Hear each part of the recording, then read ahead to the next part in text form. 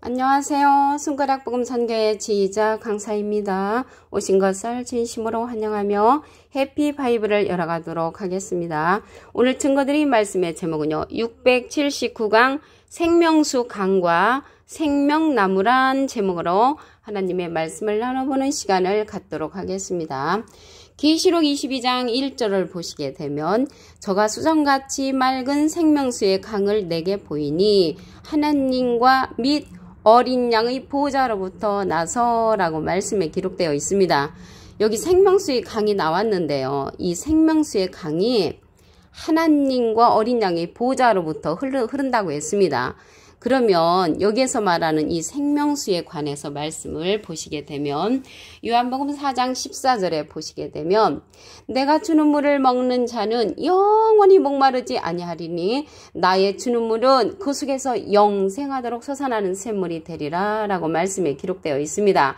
그래서 여기에서 생명수는 예수님께서 우리에게 주는 영생하도록 솟아나는 말씀을 상징한다는 것을 말씀을 드립니다.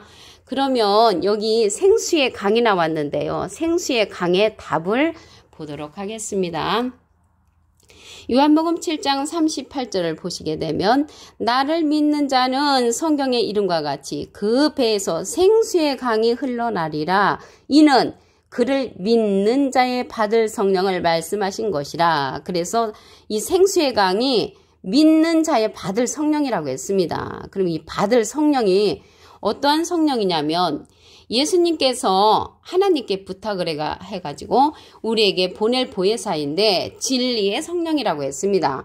요한복음 15장 26절을 보시게 되면 내가는 예수님이 아버지께로서 하나님께로서 너희에게 보낼 보혜사가 곧 아버지께로서 나오시는 진리의 성령이 오실 때 그가 나를 증거하실 것이요. 예수님은 비둘기 같은 성령을 받으셨죠. 그래서 비둘기 같은 성령을 받으신 예수님께서 하나님께 부탁을 해가지고 보낼 보혜사가 있단 말이죠. 이 보혜사는요. 여기 진리의 성령이라고 했잖아요. 진리의 성령은 요한복음 16장 13절에 보시게 되면 진리의 성령이 오시면 그가 너희를 모든 진리 가운데로 인도하시리니 그가 차이로 말하지 않고 오직 듣는 것을 말하시며 장래일을 너희에게 알리시리라 라고 했습니다. 그래서 진리의 성령은 모든 진리 가운데로 인도해주는 성령이고요. 나를 증거하실 것이요. 예수님을 증거하는 성령이라는 것을 알 수가 있습니다. 그런데 여기 보낼 보혜사라고 했잖아요. 이 보혜사는 예수님은 하나님의 대원자 보혜사시고요. 또 다른 보혜사라고 했습니다. 요한복음 14장 16절에 보시게 되면 내가 아버지께 구하겠으니 그가 또 다른 보혜사를 너에게 주사 영원토록 너희와 함께 있게 하시리니 저는 진리의 영이라고 했습니다. 진리의 영은 진리의 성령이나 마찬가지고요. 세상은 능히 저를 받지 못하나니 이는 저를 보지도 못하고 알지도 못함이라고 했습니다. 그러나 이 시간 이후로 여러분들이 진리의 성령에 관해서 말씀을 듣는 분들은 진리의 성령을 통하여 예수님의 증거를 듣고 예수님의 바라고 원하는 길을 가시는 분들이 되기를 간절히 바라겠습니다. 이러한 진리의 성령은요. 가르치는 성령이라고 했습니다. 요한복음 14장 26절에 보시게 되면 여기는 15장 26절이잖아요. 14장 26절에 보시면 보혜사 곧 아버지께서 내 이름으로 보내실 성령 예수님의 이름으로 보내는 성령인데 그가 너에게 모든 것을 가르치시고 모든 것을 가르치는 성령이 진리의 성령 보혜사 성령이니까 이러한 진리의 성령은 가르침을 받아야 한다는 것을 알 수가 있습니다. 그리고 여기 이 보혜사가 나왔는데요. 이 보혜사라는 뜻은요. 대원자라는 그런 뜻을 갖고 있습니다. 요한 1서 2장 1절 그 중간에서부터 보시게 되면 누가 죄를 범하면 아버지 앞에서 우리에게 대원자가 있으니 곧 의로우신 예수 그리스도시라. 그래서 대원자 앞에 조그만하게 3자가 있습니다. 관주 성경 해석란에 보시게 되면 보혜사라고 기록되어 있습니다. 이 보혜사는 파라클레트거든요. 헬라어로는 파라클레토스로 곁에 파라와 부름받은 클레토스란 말의 합성어로 도움을 주기 위해 곁에 부름받은 자, 사람을 상징한다는 것을 말씀을 드리고요. 라이프 성경 백과사전에도 보시게 되면 컴포터, 위로자, 카운셀러, 상담자, 미래를 중보자, 헬퍼, 돕는 자, 서플리케이터, 탄원자란 이름을 갖고 있는 것이 보혜사라는 것을 말씀을 드립니다. 그래서 예수님은 하나님의 대원자 보혜사시고요. 또 다른 보혜사는 예수님이 하나님께 부탁을 해서 보내는 진리의 성령이라는 것을 말씀을 드립니다. 계시록 22장 2절을 보도록 하겠습니다. 길 가운데로 흐르더라. 근데 길 가운데로 흐르는 것이 생명수의 강이 길 가운데로 흐른다고 했습니다. 근데 이 길은요, 요한복음 14장 6절에 보시게 되면은 예수님이 내가 참 길이요 진리요 생명이라고 했잖아요. 그래서 예수님이 길이 되시는 것이고요. 강 좌우에 생명나무가 있어. 이 생명나무가 나오는데 12가지 실과를 맺히되 달마다 그 실과를 맺히고 그 나무 잎사귀들은 만국을 수성하기 위하여 있더라라고 했습니다. 이 생명나무가 나왔잖아요. 여기 생명나무가 나왔는데 이 생명은 생명을 우리에게 주는 거죠. 그 생명이 요한복음 4장 14절에 말씀드린 바와 같이 나의 주는 물은 그 속에서 영생하도록 솟아나는 샘물이 되리라. 그래서 예수님께서 영생하도록 솟아나는 샘물이 생명수가 되는 것이고 그러한 말씀을 주는 자가 생명나무가 되는 것입니다.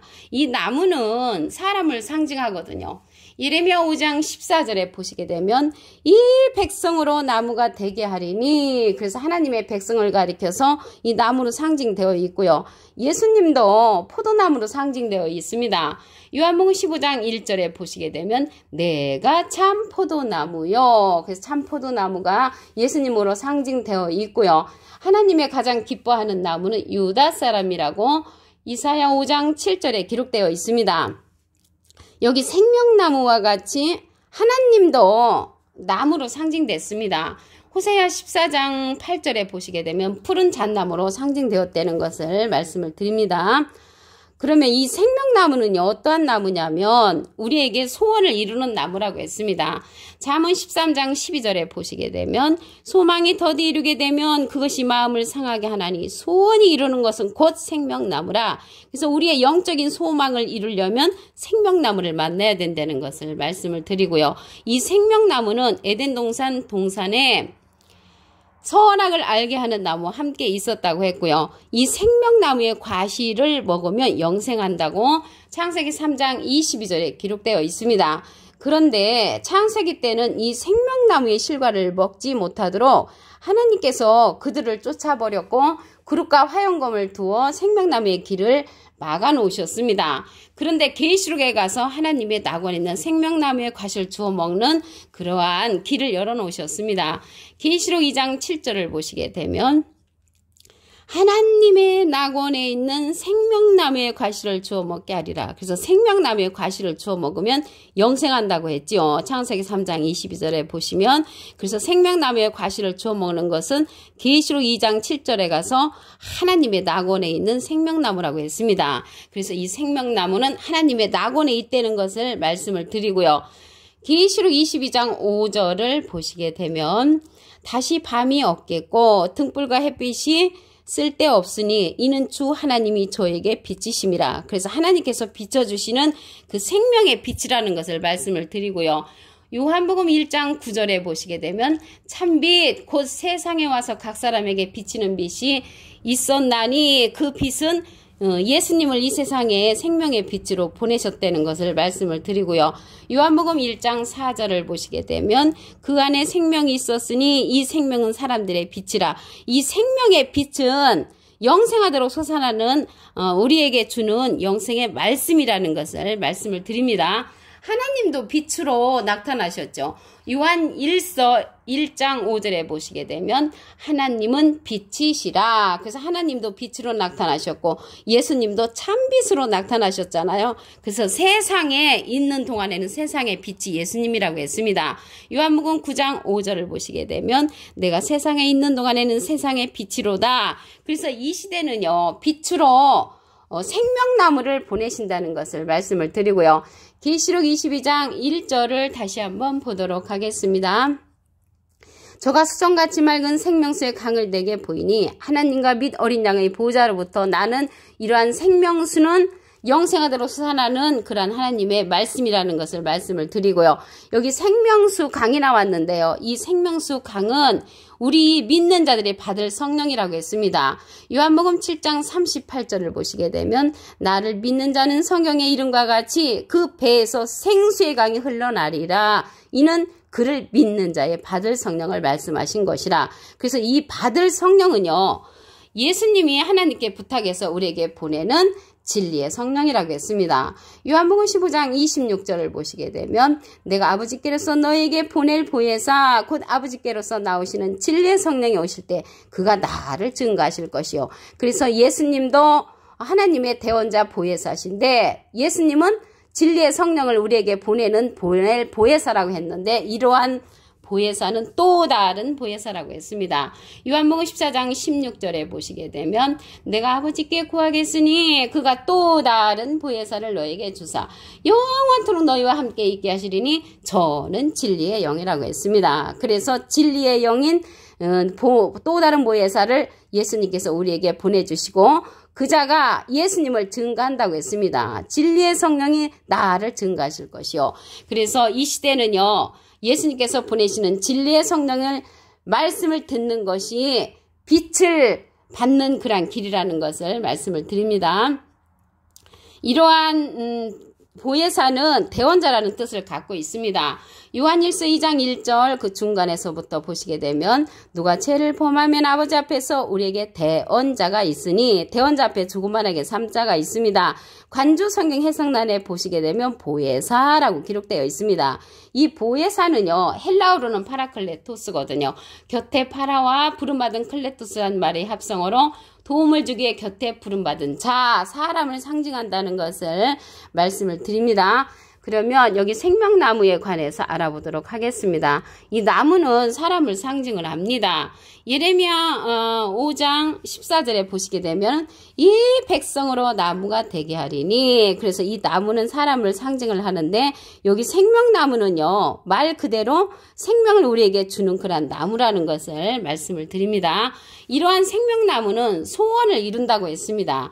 잠언 13장 12절에 보시게 되면 소망이 더디 이루게 되면 그것이 마음을 상하게 하나니 소원이 이루는 것은 곧 생명나무라. 그래서 우리의 영적인 소원을 이루려면 생명나무를 만나야 된다는 것을 말씀을 드리고요.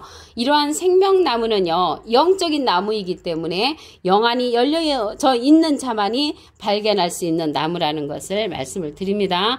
이 생명나무는요. 하나님의 낙원에 있다고 했습니다. 계시록 2장 7절을 보시게 되면 하나님의 낙원에 있는 생명나무의 과실을 주워 먹게 하리라. 그래서 생명나무의 과실을 주워 먹으면 영생한다고 그랬죠. 창세기 3장 22절에 보시게 되면 그래서 하나님의 낙원에 있다는 것을 말씀을 드리고요.